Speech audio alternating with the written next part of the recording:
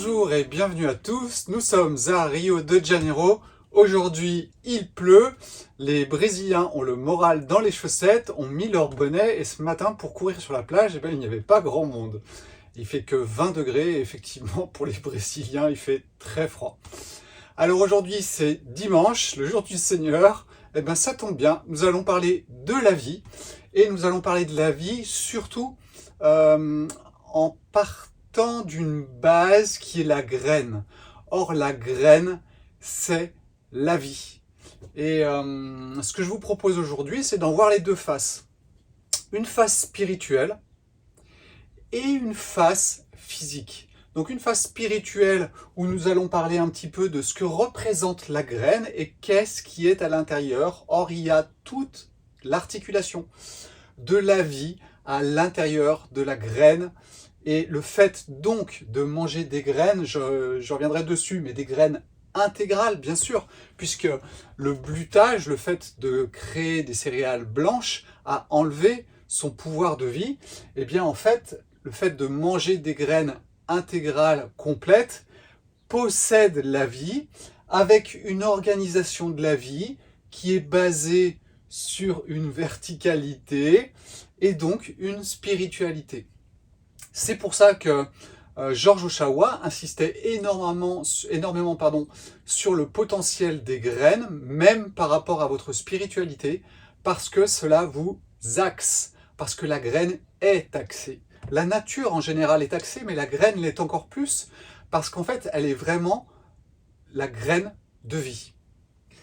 Et puis, donc ça sera le côté spirituel, et puis vous allez voir qu'il y a son côté physique, on va encore jouer avec le yin et avec le yang, le côté spirituel, le côté physique, et je vais revenir et réinsister encore une fois sur l'alimentation, sur l'importance des céréales complètes, des légumineuses, des oléagineux, pourquoi pas.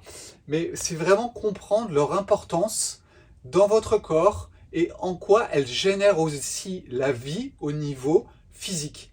Donc la graine génère la vie au niveau spirituel, mais elle génère aussi la vie au niveau physique. Et ça, c'est vraiment quelque chose de très très important, sur lequel j'insiste généralement du côté physique.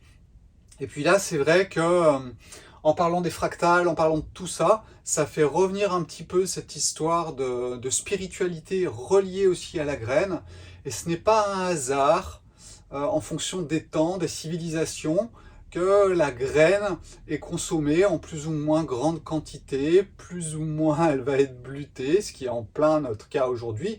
Et on va retomber encore sur des phénomènes d'inversion qui sont particuliers à notre époque et où la spiritualité se vaporise. Donc, nous allons commencer par la spiritualité. Alors, je vais commencer par un petit exemple, parce que cet exemple m'avait beaucoup marqué quand j'étais à l'école, et c'était notre prof de maths qui nous avait raconté ça. Donc, c'est le problème de l'échiquier. Cet échiquier, 8 cases sur 8 cases, nous sommes d'accord, 8 cases sur 8, d'ailleurs on tombe sur 64, on tombe encore sur ce chiffre du Yiking, j'ai pas fait exprès. Et la petite histoire, c'est tout simplement un roi qui était très riche et qui s'ennuyait à mourir. Et un de ses sages trouve une idée et invente le jeu d'échecs et lui offre le jeu d'échecs. Le roi, pour le récompenser, lui propose de mettre une pièce d'or sur la première case, 2 pièces d'or sur la deuxième, 3 sur la troisième, etc. Et le sage le regarde et lui dit: non, je ne veux pas de ton or, je préférerais un grain de blé. Alors selon les traditions, on vous raconte un grain de blé ou un grain de riz, mais un grain de céréales sur la première case, 2 grains sur la deuxième, et après nous allons multiplier par 2 à chaque fois. C'est-à-dire que sur la troisième case, il y aura 4 grains, quatrième case, 8 grains, et comme ça jusqu'à la 64e case. Et le roi, bien sûr, pense que le sage n'a pas besoin d'or et accepte sa proposition. Et puis vient le moment du calcul. Et nous arrivons à un calcul qui est 2 puissance 64. Si vous mettez 2 puissance 64 grains sur un échiquier, bon, déjà ils ne vont pas rentrer, mais on va dire que virtuellement ils y sont, eh bien vous avez 1000 fois la production annuelle de blé du monde. Tout ça pour vous dire que l'unité engendre la multiplicité. Nous sommes vraiment dans ce que je vous ai expliqué il y a quelques jours à propos des chiffres. 1 qui donne 2, qui donne 3, qui donne tous les êtres. Et là, nous nous rendons compte qu'une graine peut donner naissance à des milliards, des centaines de milliards de graines. Alors bien sûr que quand une graine pousse, elle ne donne pas aussi vite tout ça. Une graine donne quand même entre 300 et jusqu'à 1000 grains dans un épi. C'est énorme. Si on avait la capacité effectivement de le faire reproduire très vite, nous ne jouerions pas avec des puissances de 2, nous jouerions avec des puissances de 1000. Et là, je ne vous parle même pas des chiffres qui sont devant nous. Ce que je veux donc essayer d'exprimer à travers la graine, cette graine de vie, c'est qu'en fait, l'unicité va pouvoir donner la multiplicité. Et ça, il n'y a que la graine qui peut vous le donner. Le fruit, il ne vous le donne pas. La graine qui est dans le fruit, oui. La feuille ne vous le donne pas. Le bout de viande ne vous le donne pas non plus. Donc il y a quelque chose dans la graine qui relève de la magie, de la vie, qui est relié au chiffre 1, qui va donner une multiplicité. Et là, nous entrons dans une autre dimension, c'est la dimension de la magie de la vie, comme d'habitude. Donc, cette graine, si on regarde bien, souvenez-vous un petit peu de ce que je vous ai raconté sur les fractales. Je vous expliquais que vous voyez un triangle, mais si vous voyez à l'intérieur, vous revoyez des triangles, et si vous revoyez encore à l'intérieur, vous revoyez des triangles, ce qui veut dire qu'en fait, que la vie, en termes de fractale, elle se reproduit toujours de la même façon. C'est pour ça qu'on peut expliquer que votre lobe d'oreille reproduit tous vos organes, que votre paume de main ou que votre voûte plantaire. Voilà, il y a toujours une projection à l'intérieur de chaque chose qui se répète. Or, ce chiffre 3 dont on parle, les 10 000 êtres, quand la vie est vraiment posée, eh bien en fait on le retrouve partout. Et on va le retrouver aussi dans la composition de l'embryon de la graine. Et cet embryon de la graine, c'est quoi? C'est le radicule, c'est-à-dire la racine. C'est le cotylédon, c'est-à-dire la feuille primordiale, la première feuille, et la tigelle qui est la tige. Donc si vous regardez bien, on a une verticalité. Je vous ai mis exprès cette première vidéo d'introduction où on voit pousser cette graine. Et je vous laisse la regarder encore avec des yeux qui sont pleins de spiritualité, dans le sens où vous allez voir la verticalisation, cet axe de la vie, qui est très intéressant à observer. Et plus vous vous approchez de cet axe, plus vous vous approchez du début de la vie. Et encore plus loin que l'axe, il y a le point. Ce point va ensuite donner l'axe, etc., etc.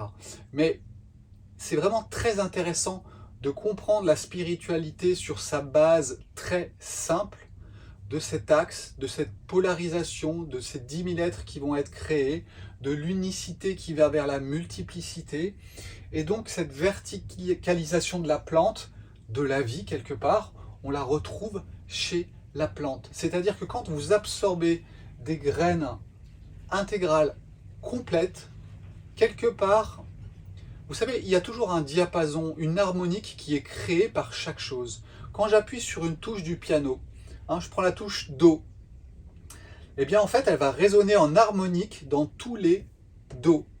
Si vous absorbez la graine de la vie à l'intérieur de vous, eh bien elle va sûrement résonner en harmonique et vous verticaliser à l'intérieur de vous, puisqu'en fait vous absorbez chaque niveau de la plante, aussi bien le ciel que le milieu et que la terre. Et ça, c'est vraiment très intéressant à comprendre. C'est dans le sens où le fait de manger des céréales, des graines, des légumineuses complètes, on y reviendra après, au niveau spirituel, vous verticalise. Et ça, c'est vraiment très, très, très important. George Oshawa insistait beaucoup là-dessus et maintenant, je comprends pourquoi. Tout simplement parce que la graine, c'est la vie. Et si vous l'absorbez, ça vous donne un diapason, ça vous donne une harmonique de vie. Bien sûr que si vous en enlevez une partie, c'est comme si vous aviez une note qui était fausse. Donc une note fausse que vous absorbez ne peut pas engendrer la vie à l'intérieur de vous, ne peut pas l'entretenir. Donc ça, c'est ce qu'il va falloir comprendre après, quand on va avoir blutté les farines, c'est qu'au niveau spirituel, ça a un impact.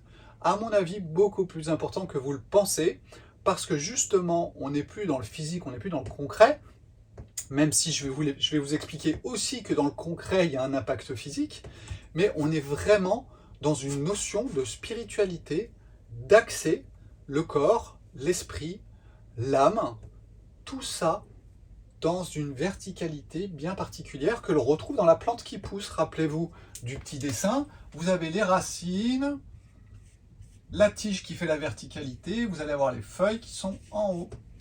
Et nous avons bien 3 niveaux. La terre, je dirais l'homme, et ensuite nous avons le ciel qui correspondrait aux feuilles. Donc voilà, c'est intéressant de comprendre cette spiritualisation de la graine dans le sens où elle contient la vie. Et quand vous l'absorbez, même si vous l'avez cuite, elle contient quand même les harmoniques de la vie. Et ça, c'est très très très important. Je pense, depuis l'âge de 20 ans, non, un petit peu plus, 23 ans, je mange des céréales complètes et peut-être qu'il y a un rapport par rapport à ma propre destinée et le fait de pouvoir exprimer ce genre de choses, tout simplement parce que mon corps se construit en grande partie, je ne mange pas que des céréales, mais se construit en grande partie grâce à ces graines de vie qui sont complètes. Donc ça voilà, c'était vraiment le premier point. Vous allez voir, cette vidéo, elle ne va pas durer très très longtemps, mais c'était vraiment le premier point à comprendre. Le deuxième point à comprendre, c'est que nous vous expliquons déjà depuis très longtemps qu'aujourd'hui, tout est quasiment inversion.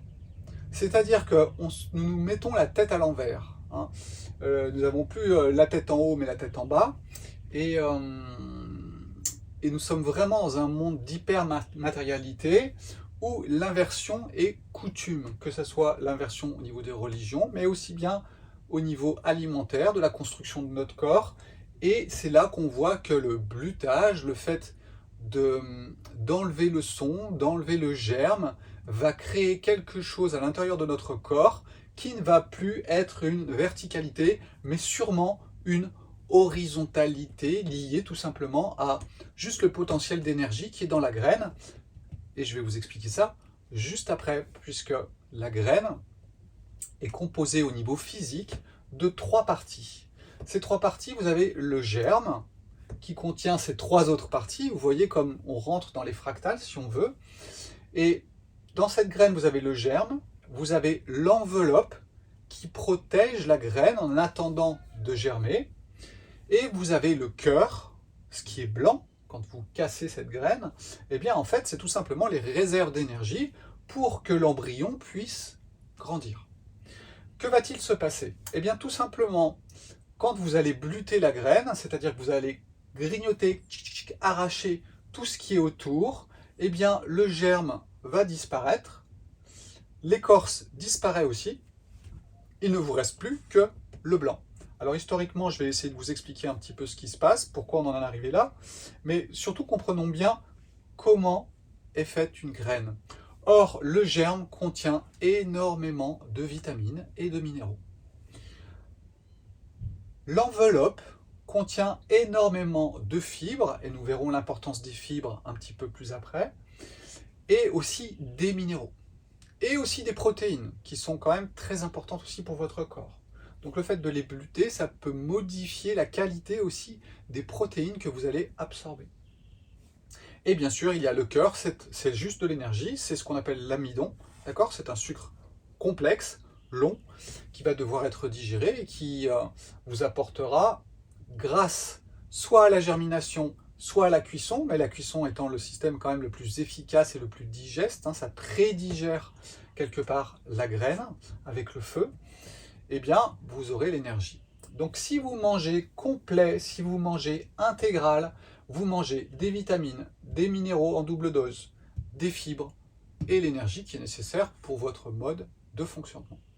Sans parler bien sûr de ce côté harmonique de la vie que vous intégrez à l'intérieur de vous. Donc ça, c'est vraiment si nous avons affaire à des céréales complètes ou intégrales. Alors une petite précision avant de passer à l'importance des fibres. Manger des céréales complètes ou intégrales, donc c'est vraiment très important, vous commencez à le comprendre. Et puis surtout, comprenez-le bien aussi, c'est qu'il faut absolument qu'elles soient le plus biologiques possible. Pourquoi ? Parce que tout simplement, tous les pesticides que l'on va mettre sur les céréales et sur les graines quand on les fait pousser, eh bien tout simplement vont se concentrer dans le bouclier de la graine qui lui sert de protection et qui va absorber tous ces pesticides. Donc si vous mangez du pain intégral qui vient de votre boulangerie mais que le blé n'est pas bio, eh bien vous absorbez plus de pesticides que si vous mangez du pain blanc. Donc vous voyez, ce que vous avez gagné d'un côté, vous le perdez de l'autre. Bon, franchement, je pense que vaut mieux quand même manger intégral que blanc, au bout du compte. D'accord ? Ce qui serait très intéressant de comprendre aussi, ou du moins d'essayer de savoir, c'est est-ce que les graines que vous mangez, est-ce qu'elles auraient pu germer ? Donc ça, c'est quelque chose qui est important à vérifier aussi, dans le sens où est-ce qu'elles transportent vraiment la vie. Parce que les tendances actuelles sont vraiment de tuer les bactéries pour pouvoir avoir des modes de consommation qui sont le plus repoussés possible. Et donc, on va utiliser différents procédés, notamment des procédés de rayonnement qui peuvent vraiment tuer l'embryon et donc modifier aussi sa vibration, modifier peut-être aussi l'absorption de certaines substances qui sont dans les plantes. Mais on va dire que ce rayonnement sur l'embryon n'est jamais une bonne idée. Et donc vous allez absorber quelque chose qui peut vraiment être modifié aussi. Bon, en sachant que quand vous cuisez une graine, hein, l'embryon, il meurt aussi. Hein. Mais on va dire qu'il meurt dans l'instant. Donc il y a toujours une différence entre quelque chose qui est mort il y a très longtemps et quelque chose qui meurt juste maintenant. Il y a encore une base de vie à l'intérieur de lui. Donc voilà, ces céréales complètes, essayez de les manger vraiment biologiques pour des raisons de pesticides qui ensuite ont des répercussions sur le système endocrinien. Voilà, c'est vraiment une histoire de respect de la nature, donc de respect de son propre corps et de faire attention par rapport à ça. Donc pourquoi en sommes-nous venus à bluter les céréales? Alors le blutage, on est bien d'accord, c'est d'enlever l'écorce, c'est d'enlever le germe. Alors vous pensez bien que le petit chinois, il y a très très longtemps, qui cultivait le riz, eh bien quand il récoltait son riz, il n'allait pas prendre un petit caillou et puis tout poncer à chaque petit grain de riz. Non, si, il s'était rendu compte que manger le riz complet, c'était possible. Donc pourquoi le bluter? Je pense qu'il y a plusieurs raisons à cela. Une des premières raisons est une raison de conservation. Tout simplement parce que l'enveloppe est attaquée assez facilement par les insectes. C'est-à-dire que les insectes ne sont pas couillons. Eux, ce qu'ils veulent, c'est des choses qui les nourrissent. Donc en fait, si vous leur mettez des grains de riz blancs et des grains de riz complets, eh bien vous êtes sûr qu'ils vont aller vers les grains de riz complets parce qu'il y a plus de bonnes choses à manger dans du riz complet. Donc le fait d'avoir bluté les céréales, dans un premier temps, je pense que c'était une histoire de conservation. Et puis ensuite, il y a eu l'apparition de la panification. Je vais parler du blé. Où là, on a essayé d'avoir du pain, donc quelque chose qui gonfle. Or, les fibres, dont on parlera après, sont lourdes. Donc elles ont tendance à tasser le pain. Donc si vous blutez, vous enlevez les fibres, et là, vous avez quelque chose qui peut gonfler encore plus. Donc je pense que dans nos procédés de fabrication, tout simplement le blutage permet de plus gonfler, c'est plus joli, et c'est mieux pour la panification. Voilà, donc ça peut être une autre raison. Une autre raison aussi pourrait être de concentrer la quantité d'énergie dans le minimum de volume. C'est-à-dire que dans le son, dans les minéraux, dans le son pardon, et dans l'écorce, vous n'avez pas énormément d'énergie. et du coup c'est concentré dans le cœur, et on va garder que le cœur. Quand vous mangez un bol de riz blanc, ça apporte beaucoup plus d'énergie, d'ailleurs au niveau digestif, etc., vous verrez que ça peut créer des pics de sucre beaucoup plus importants que quand il y a les fibres, et du coup ça nourrit mieux, entre guillemets, la personne. Ce qui est faux, puisque globalement parlant, vous n'aurez pas les minéraux, vous n'aurez pas les vitamines, vous serez sous-nutri en pensant être bien nourri. Voilà. Donc ça, c'était important aussi à comprendre. Donc voilà, il y a plusieurs raisons au blutage, et il y a peut-être une raison spirituelle, quelque part, pour pousser à cette hypermatérialisation que nous connaissons aujourd'hui, qui est plus ou moins, je dirais, voulue, dans le sens où si on est conspirationniste, on pourrait presque dire que si on a compris ça, eh bien c'est simple, pour couper l'homme de sa verticalité, donnez-lui des céréales blanches et vous allez le couper de sa spiritualité, c'est vite fait, bien fait. Hop, tac, c'est réglé.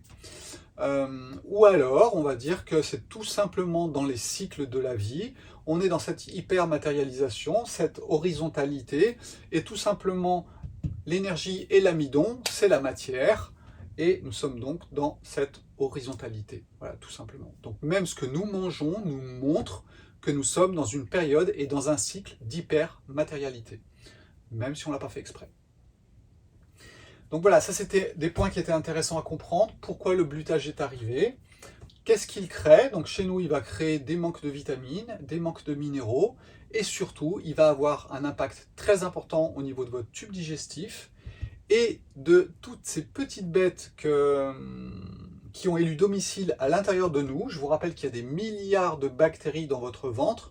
On commence à peine à rentrer dans la fractale de l'intestin, de voir ce qui s'y passe, de voir toutes ces petites bactéries qui sont là, qui vont aussi avoir un impact sur vos maladies, sur votre corps. C'est vraiment quelque chose qu'on est en train de découvrir, et on en arrive dans le de plus en plus petit, mais quelque part on est toujours dans la même histoire, hein.